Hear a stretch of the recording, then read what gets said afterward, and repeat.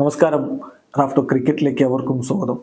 ഇന്ന് PBKസും രാജസ്ഥാൻ റോയൽസും തമ്മിൽ ഏറ്റുമുട്ടുകയാണ്. രാജസ്ഥാൻ റോയൽസിന്റെ ഹോം ഗ്രൗണ്ടിലാണ് കളി എന്ന് പറഞ്ഞാലും കളിയുള്ളത് രാജസ്ഥാനിലല്ല, മറിച്ച് ഗോഹട്ടിയിലാണ്. അവരുടെ ഹോം മാച്ചാണ്. രണ്ട് ടീമും രണ്ട് വ്യത്യസ്ത അറ്റങ്ങളിൽ നിൽക്കുന്നവരാണ്. അതായത് RR ഇന്നലെ ക്വാളിഫിക്കേഷൻ ഉറപ്പാക്കിയെങ്കിൽ മറുഭാഗത്ത് PBKസ് പുറത്തായ ടീമാണ്. അപ്പോൾ രണ്ടും കൽപ്പിച്ച് പോകുന്ന വഴിക്കൊരു പണി RRന് കൊടുക്കാൻ PBKസ് ഒരുങ്ങിയാൽ അത്ഭുതപ്പെടേണ്ടതില്ല. ഒന്നും നഷ്ടപ്പെടാനില്ലാത്തവനെ ഭയക്കണം. അവന് എന്തു വേണമെങ്കിലും ചെയ്യാമല്ലോ. RRന്റെ കാര്യം അതല്ല.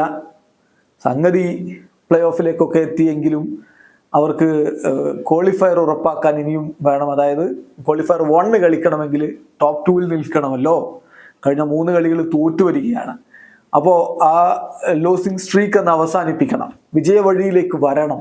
അതാണ് RRന്റെ ആവശ്യം. ഇതിലുള്ളൊരു പ്രധാനപ്പെട്ട പ്രശ്നം എന്ന് പറഞ്ഞാൽ RRന് അവരുടെ സൂപ്പർ താരം ജോസ് ബട്ട്ലർ നഷ്ടമായി കഴിഞ്ഞു. അദ്ദേഹം നാട്ടിലേക്ക് മടങ്ങി. പകരം ആര്? ഇന്ന് ആ വജ്രായുധത്തെ രാജസ്ഥാൻ റോയൽസ് തുറന്നു വിടുമെന്ന പ്രതീക്ഷയിൽ കാത്തിരിക്കുന്ന ഒരുപാട് പേരുണ്ട്. മറ്റാരുമല്ല, TKC, ടോം കോഹ്ലർ കാഡ്മോർ. T20 മികച്ച രൂപത്തിൽ കളിക്കാൻ കെൽപ്പുള്ള റെക്കോർഡുള്ള താരം. അദ്ദേഹത്തിന് ഒരു പക്ഷേ രാജസ്ഥാൻ റോയൽസ് കളിപ്പിക്കാനുള്ള സാധ്യത തന്നെയാണ് നമ്മൾ കാണുന്നത്. 3 വിദേശ താരങ്ങളെ വെച്ച് അവർ കളിച്ചേക്കും എന്നും റിപ്പോർട്ടുകൾ വരുന്നുണ്ട്. പിന്നെ ഇമ്പാക്റ്റ് പ്ലെയറായിട്ട് മറ്റൊരു വിദേശ താരത്തെ ഇറക്കിയേക്കും. മറുഭാഗത്താണെങ്കിൽ PBKസിന്റെ കാര്യത്തിലാണെങ്കിൽ ലിയാം ലിവിങ്സ്റ്റൺ T20 വേൾഡ് കപ്പിന് മുന്നോടിയായിട്ട് അദ്ദേഹം നാട്ടിലേക്ക് മടങ്ങിക്കഴിഞ്ഞു. അദ്ദേഹത്തിന് കാൽമുട്ടിന് ചില പ്രശ്നങ്ങളുണ്ട്. പിന്നെ സാം കറണും അതുപോലെ ജോണി ബെയർസ്റ്റോയും നാട്ടിലേക്ക് മടങ്ങേണ്ടതുണ്ട്. പക്ഷേ ഇന്നത്തെ കളിക്ക് കൂടി അവൈലബിൾ ആണ് എന്നാണ് സൂചനകൾ. അങ്ങനെയെങ്കിൽ അവർ കളിക്കും.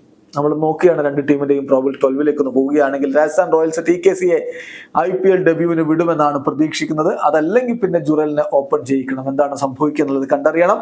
പ്രോബിൾ 12ലേക്ക് പോയാൽ Yashasvi Jaiswal, TKC, Sanju Samson, Riyan Parag, Dhruv Jurel, Shimron Hetmyer, അദ്ദേഹം വീണ്ടും ഫിറ്റ് ആയിട്ടുണ്ട്, Shimron Hetmyer, Ravi Ashwin, Trent Boult, Avesh Khan, Sandeep Sharma, Yuzvendra Chahal.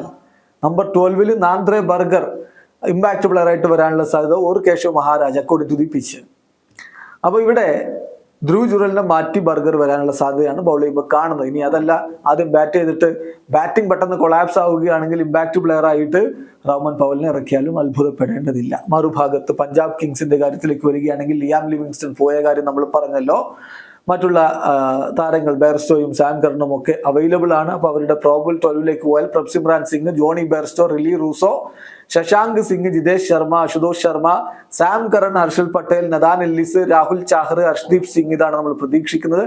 വിദ്വത് കവരപ്പയോ അല്ലെങ്കിൽ ഹർപ്രീത് ബ്രാറോ ഇമ്പാക്ട് പ്ലെയർ ആയിട്ട് വരാനുള്ള സാധ്യത കാണുന്നു. ജിതേഷ് ശർമ്മയായിരിക്കും സ്വൈപ്പ് ചെയ്യുക. ഏതായാലും PBKസിന് പ്രാധാന്യമില്ലാത്ത കളിയാണെങ്കിലും RRന് ഇമ്പോർട്ടന്റ് തന്നെയാണ്.